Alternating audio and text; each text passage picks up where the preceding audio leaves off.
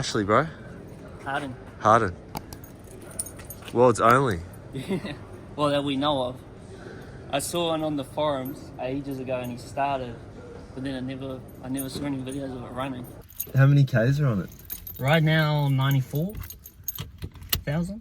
What were the owners who had it prior to you? He was the president of the Triumph Car Club in New Zealand. So he's right up there. fussy old dude, yeah? Yeah, and he's got 12 cars. Needs to get one gone, so I was like, I want this one. So you obviously have a bit of a hard-on for fucking Cresidas, yeah? Yeah, shit, yeah. Reliable and rotary. There's a couple words that kind of don't belong together. Yeah, people don't like that, but when you come from the M series world, fuck, this is more reliable. Oh, more reliable than a piston. Put that on the shirt. Oh, there's the police. There's the rollers, boys in blue. They've been really good in NZ, hey. Some of the shit I've been fucking doing. And it's I actually spoke to one of the guys last night at the service station. I've noticed that BP, if you're in New Zealand and you have fucking dodgy cars, don't go near BP. Nah, they love it. Hey. Pies, best pies. Yeah, fuck, I've noticed it. Hey, I asked for a selfie with one of the dudes and he's like...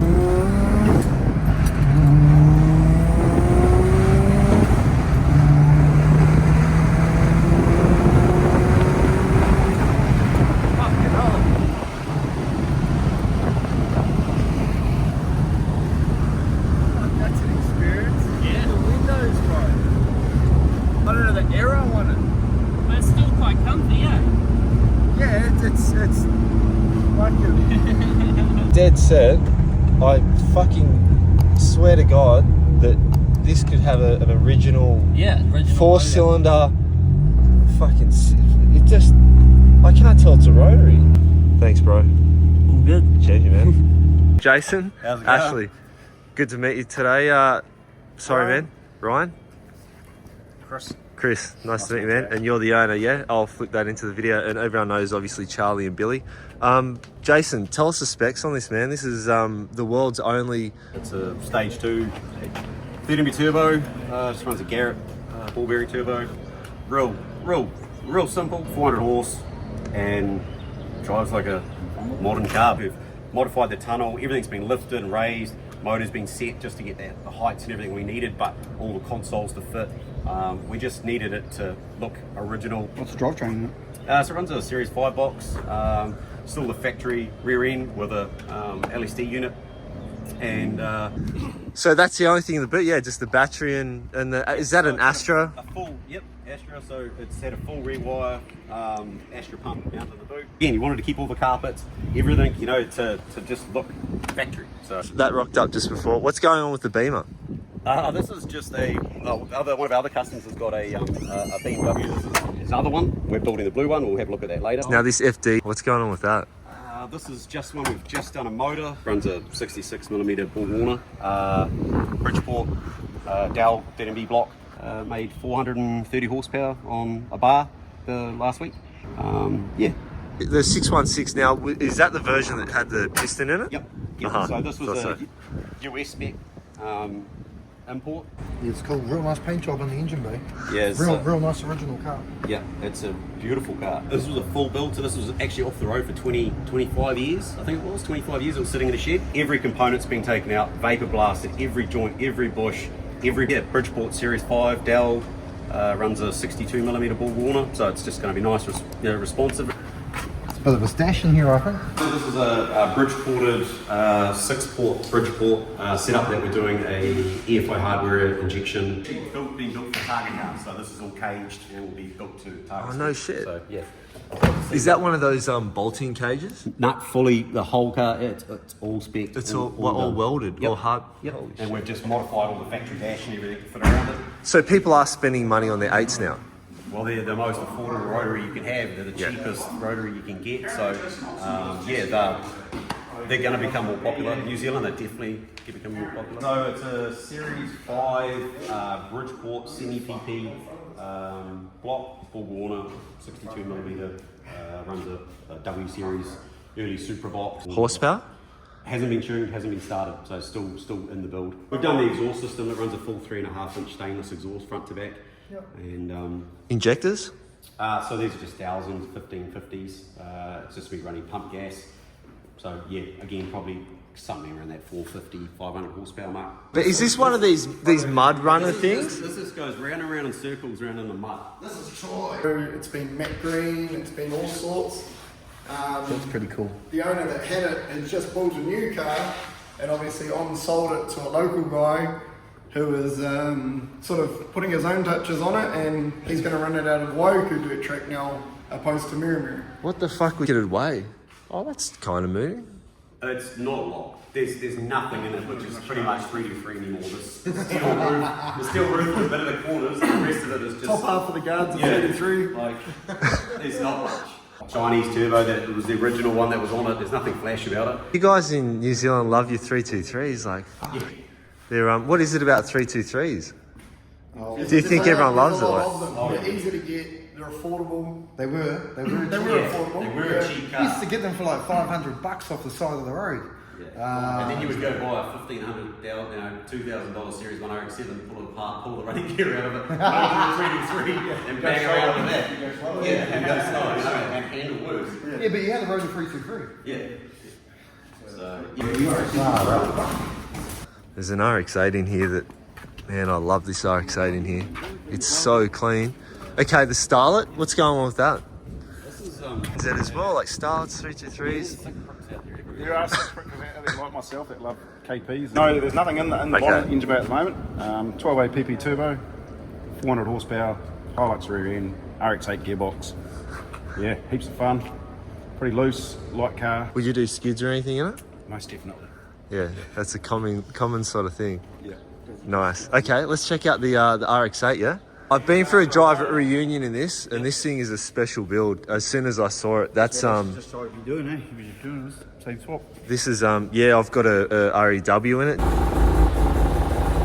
really the hands down, I think, the worst car to do a rotary, Renaissance. And we want to talk about night, so I didn't even want to say worse, but it's as far access. as fab dollars basically and amount of work that's got to go into it. They've just there's no room, as you've My back, I swear to God, I was fucked, man. You And don't want to have a front end or guards or anything on it. everything has to come off. It's an FD block that we've made a custom sub-frame, so we've mounted it off the rear. It's all solid mounted right throughout the car.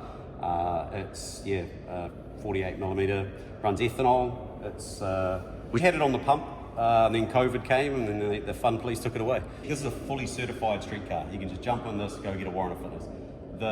That's how originally we were building it and how we wanted it. And like most things, they sort of just spiral out of control. And after he got it and started driving it, he realised that it was an event car. That it was just all the fab, everything's all done here.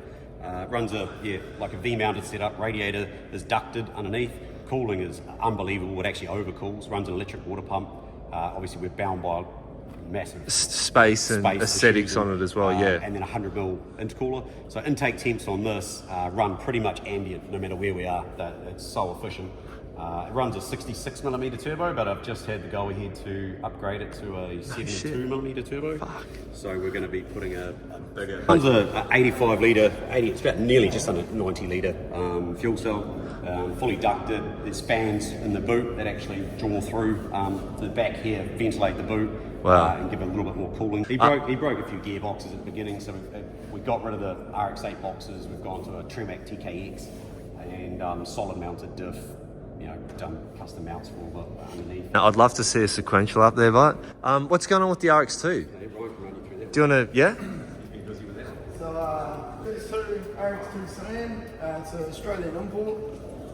He basically wanted to build a fun car that he can sort of just go lean on and not have to worry about. It's going to be turbo, FC box, Hilux stuff. The engine bay is all going to go gloss black, and he's going to leave the outside just like it's been pulled out of a paddock. Yeah, sort of. He doesn't want to go panel and paint it to go do burnouts, pop tyres and just have fun. So he wants to be able to just chuck it in the corner of the shed, and an event comes up, he can just grab it, go, have fun. Where he spent all the money, it'll look nice with the gloss black bay. And so at the moment we're just doing all the fabrication side of it. Then we'll pull it apart, paint the engine bay and start reassembling for good. I don't see any auto transmissions. Nah. But once again, Kiwi thing. Yeah. Yeah?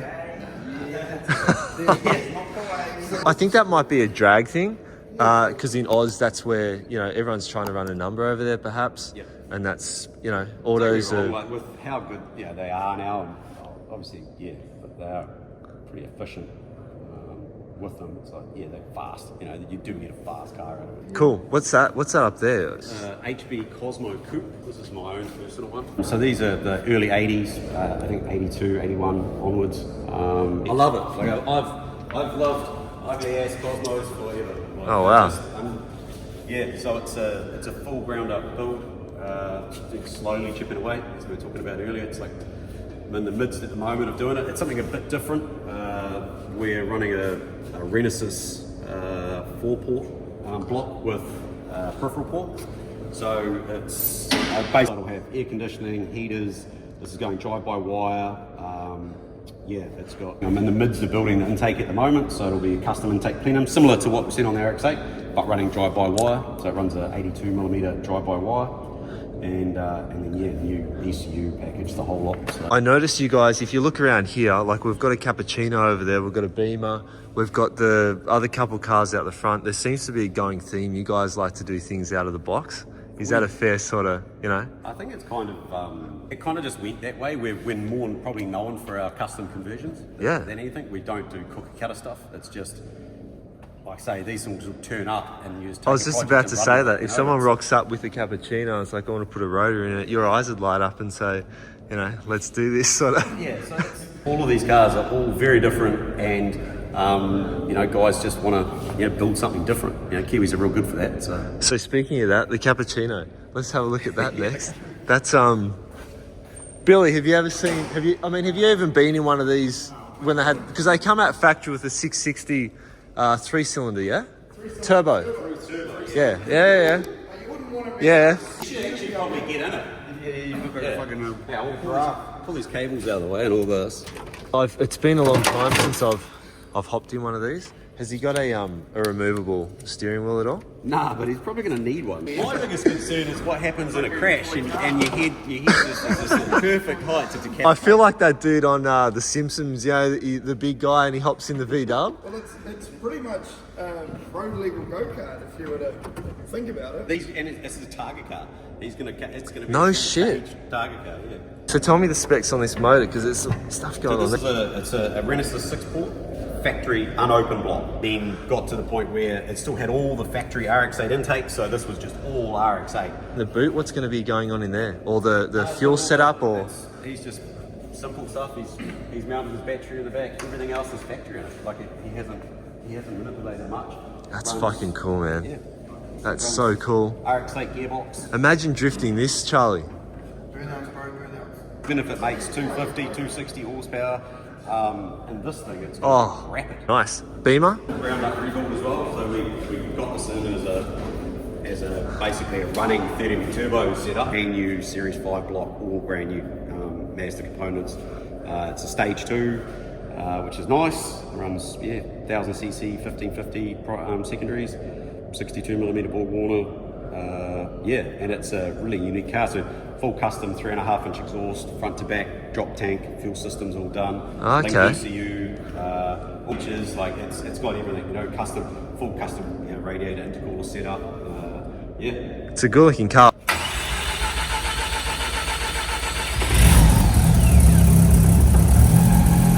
Sounds nice. This has had about 10 minutes running. This is probably the first time it started. Oh wow. This is, brand spanker. You can barely hear that at idle. You get some Billy with a screaming. Yeah, okay. It's proper. Twin bro, turbo. Billy, fucking hell, man. Like, fuck, man, that's proper. He's owned this car for forever as well, the owner. He's had this for, I think, probably 15 plus years, 20 years. Really good dude. And he just wanted to be out the gate and different. So it's a twin turbo. Fuck, that looks cool, man. Setup runs 200 series Borg Warners. Did you guys do all the fab work on the turbos? That's fucking mean. I love that. So it'll Looks amazing. That looks. It just looks tough. R154 gearbox. So we've done a full custom tunnel front to back. So it's all been raised. He wanted to obviously run it slam, so it runs a Hilux diff.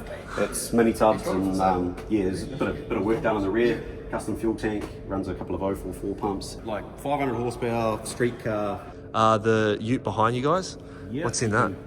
Have a bit of a squeeze. Injected. This was a ground up build as well. This came in as a piston 2 litre B60, B2000. Yes, it's run a bridge ported EFI hardware. Runs Link ECU. It's all running as well. This will fire up.